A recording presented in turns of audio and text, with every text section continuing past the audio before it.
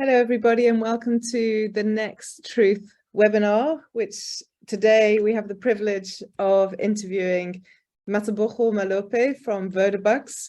In a moment, I'm going to ask Matabojo to turn on her camera, but just before we do, a little bit of housekeeping. If you have any questions, which we hope you will have, please pop them in the Q&A box. There is also a chat box in the Zoom functionality, but we'll be checking the Q&A box, not the chat box. It's just easier for us to check one stream of questions.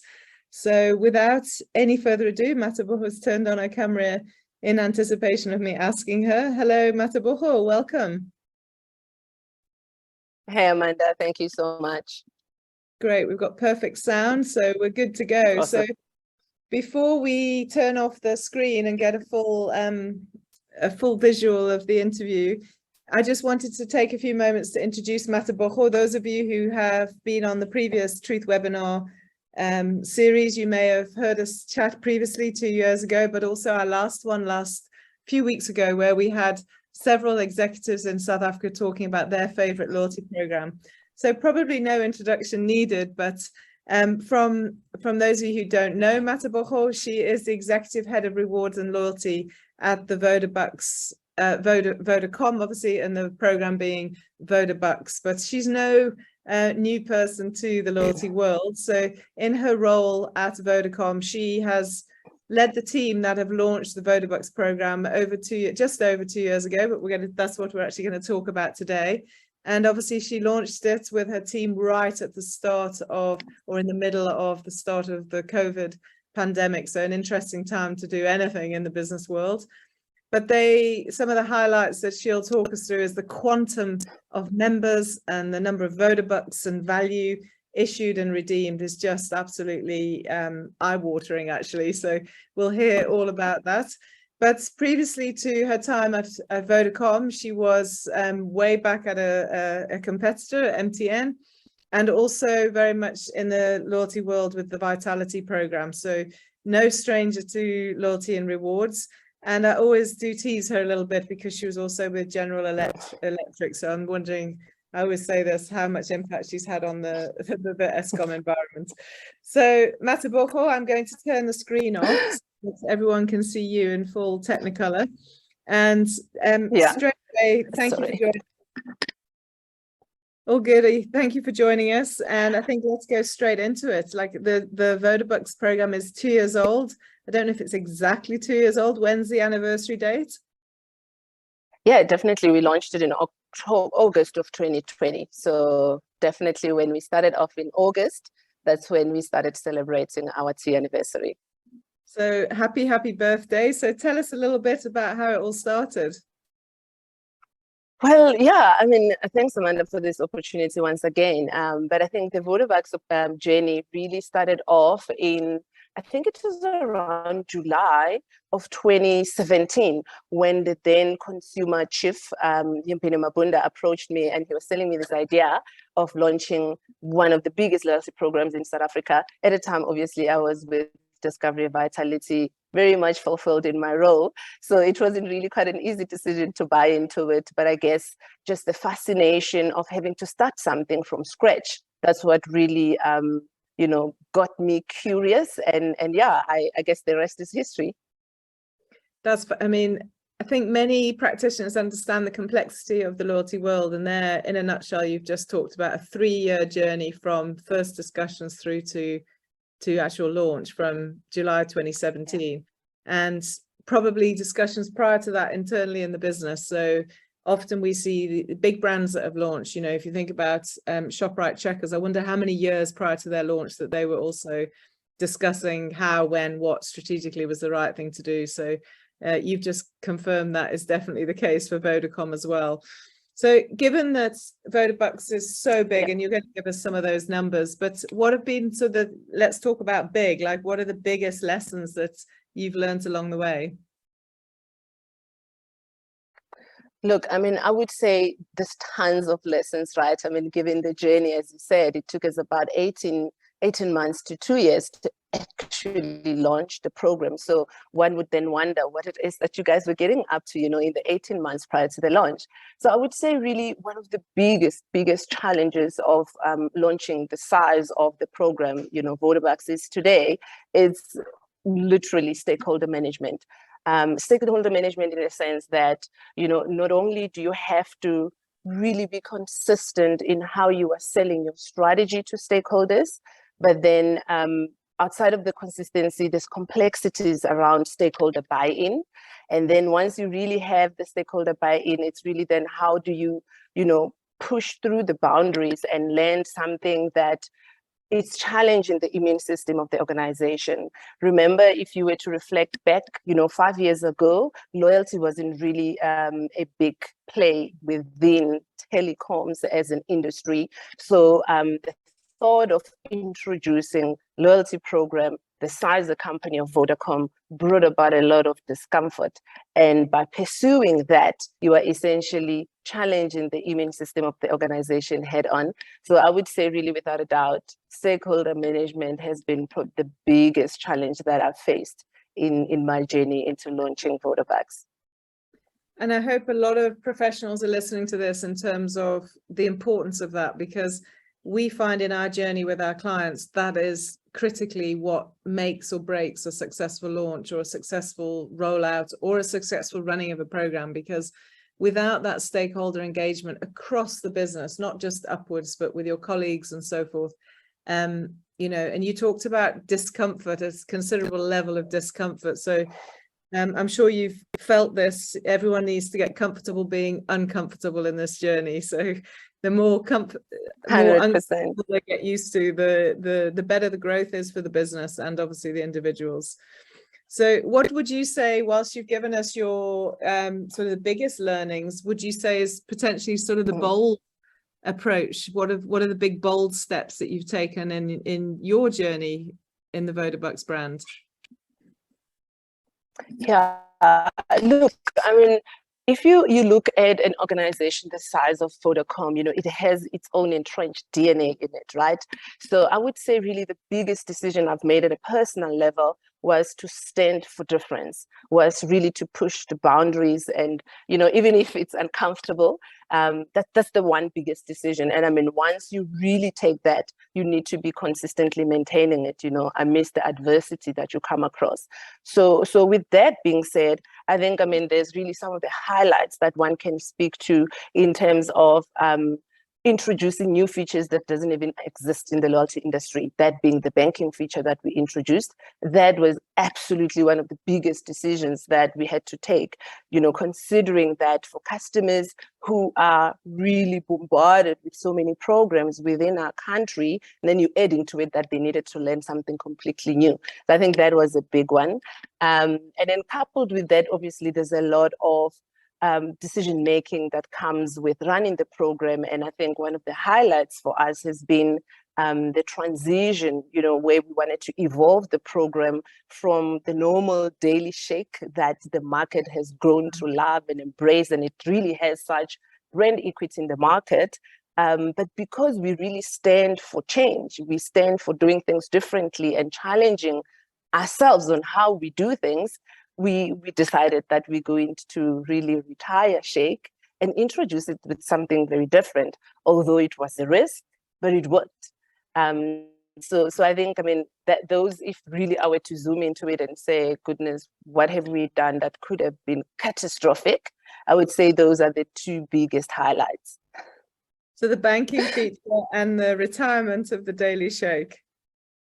Yeah, you're right, in the sense that it had enormous brand equity already, so it stood for something, and then you retire it and bring in an alternative gamification element. So, and you might hear from the best athletes in the world, they reinvent their game when they're at the top of their game, not at the bottom. So that's really nice to hear. So I've made reference to the size of VodaBucks, the quantum of rands and points you've given away to the members. Talk us through the performance, as much as you can without commercially giving away too much. Obviously, feel free to give away as much as you like information-wise, but talk us a little bit through some of the performance stats that you can share.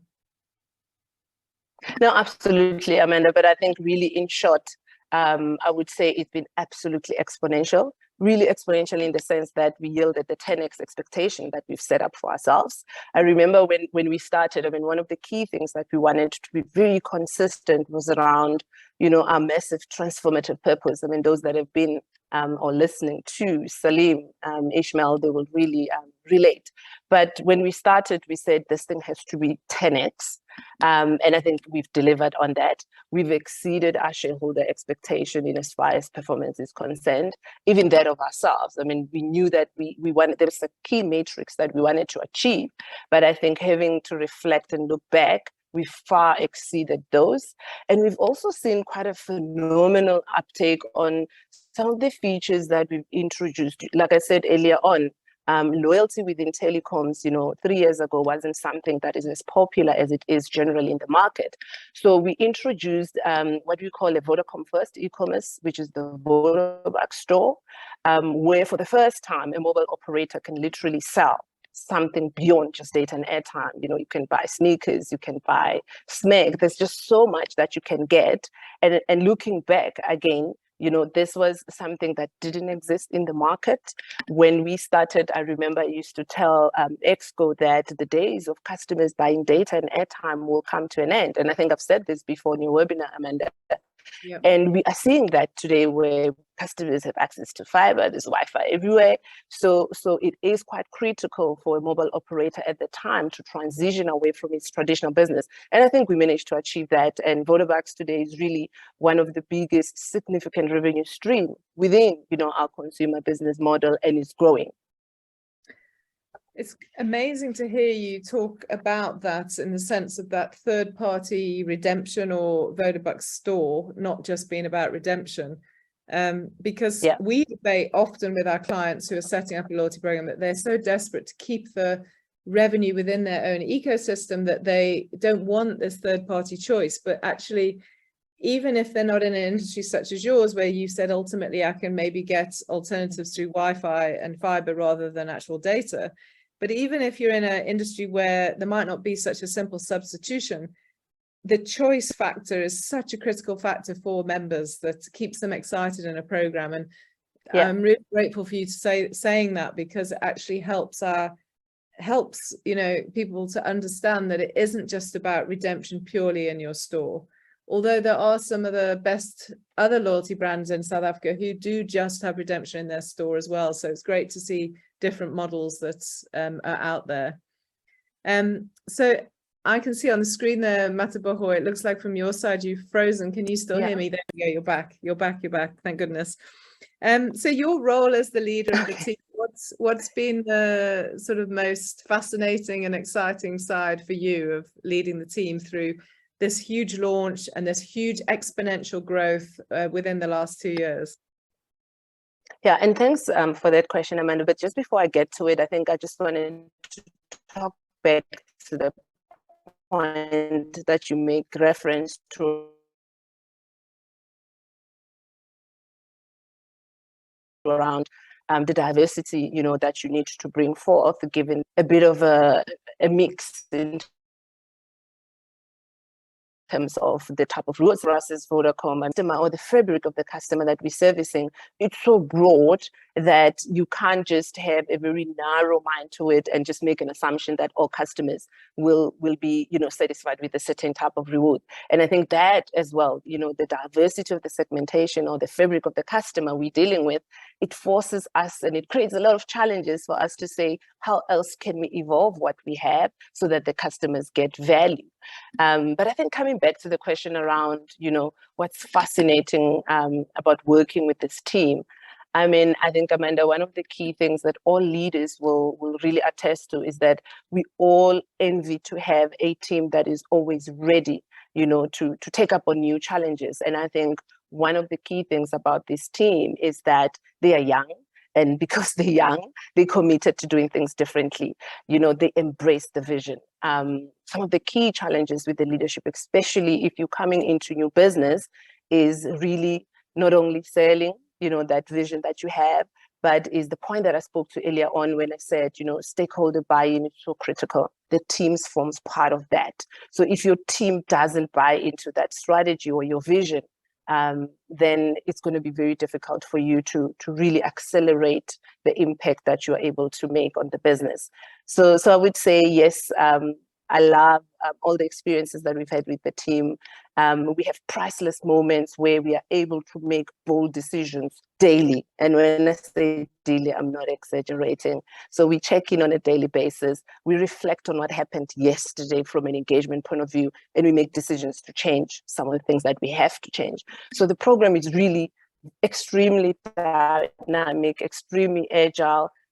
You can't do what you did yesterday. I mean, there's some certain aspects of your job that, there's certain things you have to do. Like for me, I have to check in with the team every day. But I think what we get out of that check-in, it's absolutely phenomenal because it allows you to test the norm. It allows you to test what is it that you stand for. I mean, the same program that we designed on a daily basis, we're critiquing it and evolving it based on what we're seeing on the numbers and based on the customer voice that is coming through our social media channel. Yeah, I love a lot of what you said there. Number one, about having a great team with you that's prepared to face any of the challenges. And I'm proud to say the Truth team, the Truth ladies are there as well as your team. So a little plug for my own team there. But what I do love as well is how you talked about how your team love the program. And one of the assessment criteria that we're often asked to help brands do a self-reflection and assessment of their own program. And one of the key criteria is your program loved by your own people? And that doesn't always mean the team, like your team, the executive team or the team creating the program, but the frontline team. And if that stakeholder engagement is emulated throughout the whole organization, you've got a much better chance of that loved by your people when someone phones the call center or the response on social media. But it's often the area that actually falls down for a lot of brands. You actually go into the store if it's a retail environment and no one cares about the loyalty program, or you phone the call center of a bank and no one talks about it. So for us, it's one of the most critical elements. And in the more digital world that we're living in, it's difficult to speak to humans these days. When you do, you want to make sure you want to make sure that they're loving the value proposition. And it sounds like that's a big focus of yours. I also loved you made reference to agile. So I think anybody listening to this webinar who is running a program, I love that, like a daily check-in and an agile approach to review it ongoing. Like typically in the grocery retail environment, that's a daily check-in is essential on how were the sales yesterday. And it's interesting to hear a non-retail company such as yours actually refer to that as well. So yeah, very nice. Thanks for sharing that. I think that's super important for people listening. So awesome. I mean, if I may add, Amanda, sorry. I think the other thing, just talking about how dynamic the team is. We often laugh about it, but we have another stream which runs our IT side of the program, just to show you how passionate the guys are. If to the and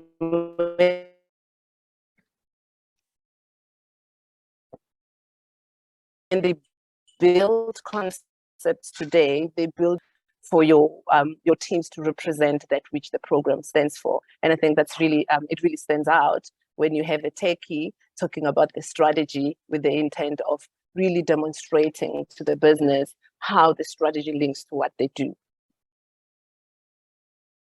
Yeah, fantastic. Fantastic. And that's, if you think about it, everyone talks about the emergence of the role of a CMO and a CIO or a CTO. And that's what's coming through. So yeah, in this stage we're living in, that's definitely necessary. Okay, so what would you say are the biggest challenges, the biggest daily challenges you're facing in running the program? Well, I'm sure really most of you will agree, right, that your resilience gets tested, in any aspect, specifically if you come in, introduce something new, and then you land it, and then you evolve it into something else. So again, I would say stakeholder management is an absolute challenge that you face on a daily basis, both, internally as well as externally. So it's very critical in this role. Like literally you are catching balls every day and managing your stakeholders, making sure that not only are they aligned to the vision, but they are able to support and uphold that which you stand for. So typically in Vodacom, I mean, you in a loyalty role, you don't have a single, boss that you report to. You are served. It becomes like almost an activity where you have to make sure that all your stakeholders are aligned to where you are, and you are also equally delivering on the promise that you made. Being a nationwide program in South Africa, given the structure of Vodacom, we equally also have partnerships with our regions. So the regions have certain expectations. Your exco has another expectations. Your customers have an expectation. So stakeholder management in this instance also include literally going through your social media feeds for yesterday and absorbing that in and saying, okay, what are my customers saying? And we're bringing into our daily check-ins just to make sure that we incorporate that into the decisions that we're about to make. And then tomorrow is yet another, flow, which runs almost every day. So I would say, Amanda, the biggest challenge really is stakeholder management in its entirety, not necessarily as your exco, but your team, your customers, your partners as well.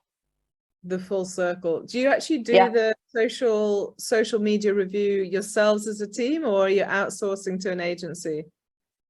No, the Vodacom team internally, we do have our digital team that provides us with that feed real time, and then we just absorb it and then make it part of our deliverables on an ongoing basis.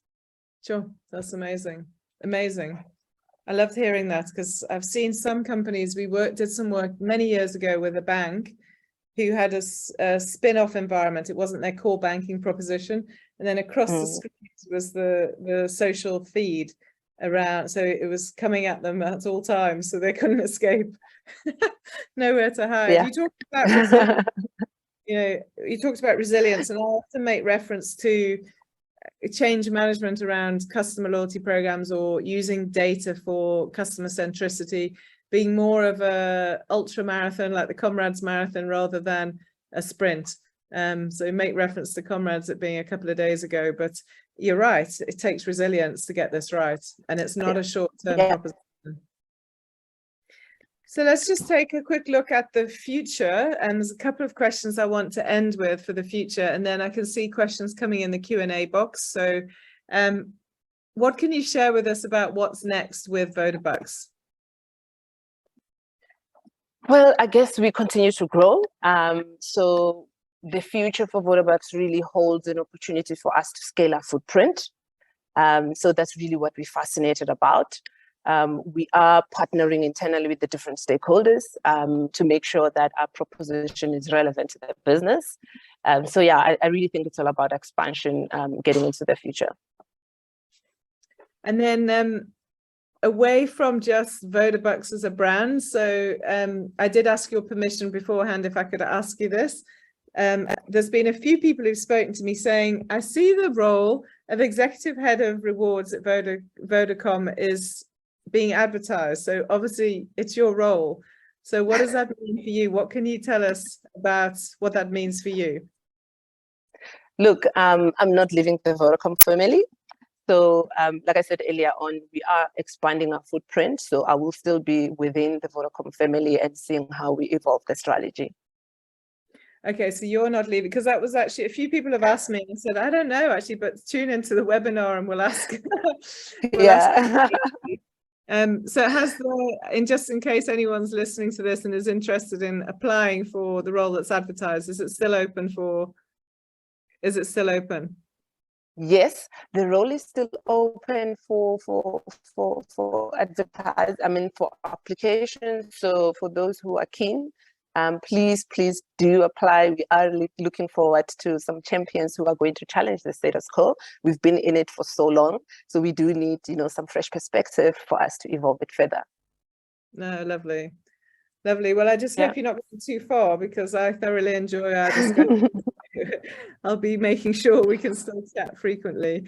I'm going to stop my questions, because I think the more exciting part of these webinars is allowing anyone to ask questions. So I'm going to open the Q&A box and take a look here. So thank you from Jesper. He has a question. I think this was around when we were talking commercials. So are you able to measure the impact on churn from your program? The answer, I think, is yes. And obviously, I can't divulge the how. I mean, we follow the normal retention process on how you really measure success. But part of what we do on a daily basis is really to assess that. We look at our customer tenure, we zoom into those that are engaged in the program, we are able to quantify, you know, the change that the program has on those customers that are engaging. So yes, we are definitely able to measure value for the organization, because that's one of the reasons why the program is still where it is now, and we are scaling it because we are really expanding our footprint. So I think the business sees the value in what the program has to bring. Yeah, absolutely. Absolutely. And then Jesper's actually asked another question, so forgive me, I'm reading, it's a bit of a longer question. You mentioned that this is or is becoming a significant revenue stream. Is that because of the spend of points? And how are they funded? There's lots of questions here. Spend of points and how are they funded? Or is it due to selling to consumers or customers who are active on the app and buying from the e-store? Excuse me. Okay, so the significant revenue stream bit is with regards to the VodaBucks store. So VodaBucks store, like I said, it's Vodacom's first e-commerce platform. So what happens there, it's really the partnership that we have. So Vodacom is investing, is a business, you know, just like everybody else who's selling is to take a lot of Vodacom. So we are investing in the inventory and customers are engaged in the program, and with VodaBucks we're able to amplify. So that's the revenue stream bit of it. When it comes to points, that's a value proposition for customers. Value, I mean literally passing value on to the customer.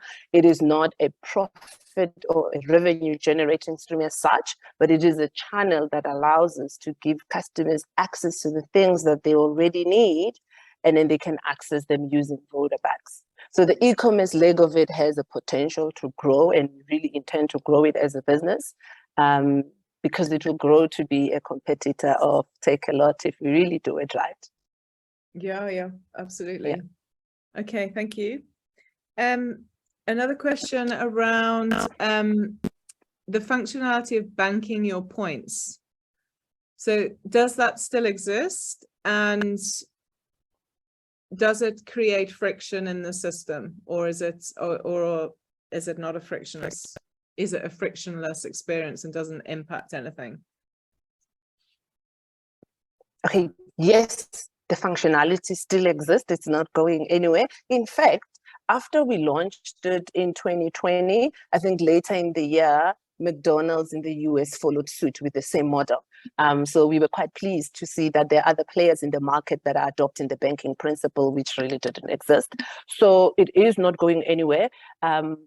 It's not really a friction, you know, there's no friction that we've created. We've added an extra step, I acknowledge, but from a customer point of view, we've made sure that the UX is seamless. So once you've really recharged or you have engaged our behavioral goals, you are presented, if you're an app user, you're presented with a prompt to bank. All that customers have to do is just to tap, you know, on the screen, and then their VodaBucks will be banked, and once banked, they're valid for a year. So from a customer journey point of view, we really invested in making sure that it's going to be a seamless journey. However, there's a lot of education that comes with it. So I would say from really educating customers, we have invested and we continue to invest on that journey, because it is a new feature. And the reason we really had it was to make sure that we have customers that are truly engaging.